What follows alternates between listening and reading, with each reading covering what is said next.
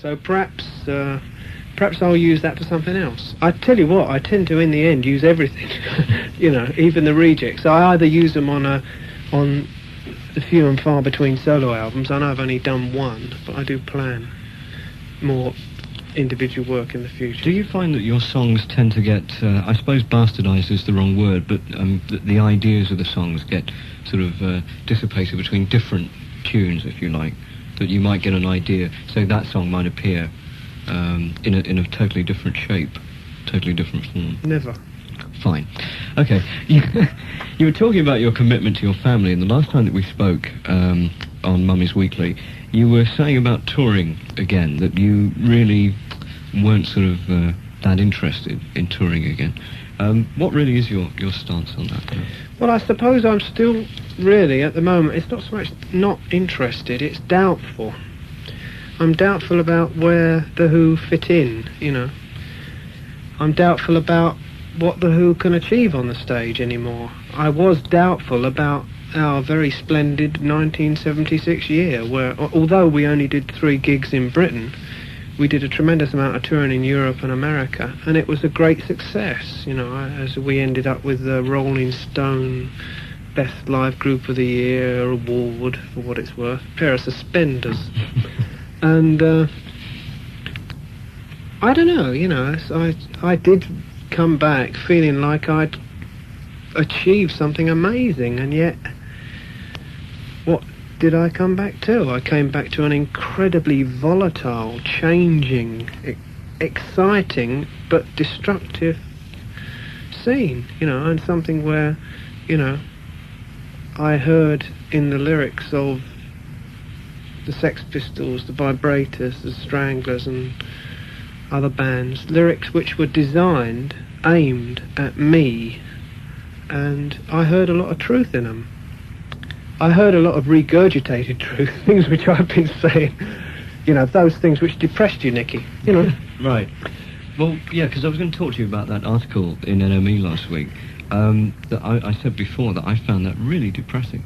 Well, depressing. I found it the most amazingly exhilarating thing to write, I must say. And I'll tell you something, for anybody that did find it depressing, it was never meant to be, and I'm sorry, because it really was exhilarating to write it, because it was like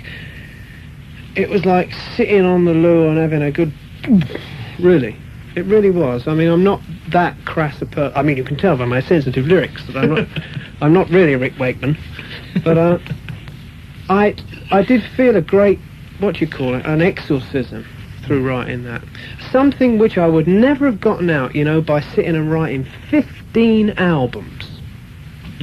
You know, I couldn't have been that direct.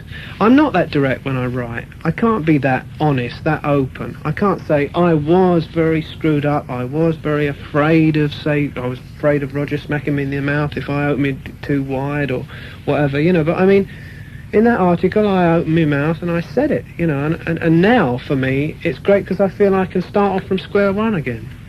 And if I'm in a good mood now, today, and I am, and I'm also in a very positive frame of mind, it's because of that article, which I incidentally wrote 6 months ago. But you're not actually in a positive frame of mind about going back on the road again. You're still very undecided about it. Well, I've, you know, you must know this, that I've been doubtful about The Who's road appearances for years. Basically because we've always ended up going on and playing the same old stuff. Quadrophenia, which I feel is an amazing thing, right? I'm not saying it's great, I'm not saying it's significant, but half the mail that I get from kids on the street is about quadrophenia. We don't do any of it on the road.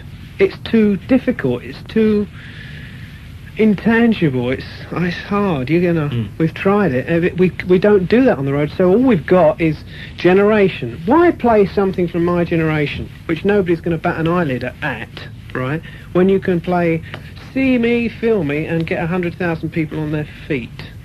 Really, you know, this is really what it's all about. And so The Who, although they're sharp-edged, aren't particularly adventurous. We go on, and if it doesn't work straight away, we go back to the old tricks. And I do it. I'm not blaming anybody else in the band. I do it too. If I don't get an instant reaction, I start swinging my arms, smashing guitars, and they're on their feet. Mm. And really, that's what anyone goes on the stage for. So what I now say is, what am I going on the stage for? Am I going on the stage to communicate, or simply to make people stand up? Because if I want them to stand up, all I have to do is go on there and smash it, and they will be up. Or go on stage, and that's not entirely true, go on stage and play the first few chords of See Me, Feel Me, or My Generation, or whatever. Mm. Let's talk about the next track we're going to play, because I don't think we've got it lined up, so which one do you want us to play? Who Are You? It is the next track on this thing. It's, this track is find it, it's the next one. It should be the next one on the tape. We'll tell you what we'll do. It is. We'll take a break, all right? Prepared this month ahead. I've had it all worked out for you. Can tell this is all recorded, can't you? Back in a second. It's Capital and Mummy's Weekly, and I'm afraid that we're going to have to drop Dave Perry and Jonathan King's bit tonight, because we've only got about 60 minutes to go before Tony Mite and the Late Show, and I want to get a couple more of these demo tracks in from Pete. So, what's this one called? This one's called Who Are You? Okay, is this a reject or is this a possible? This is a definite. Okay.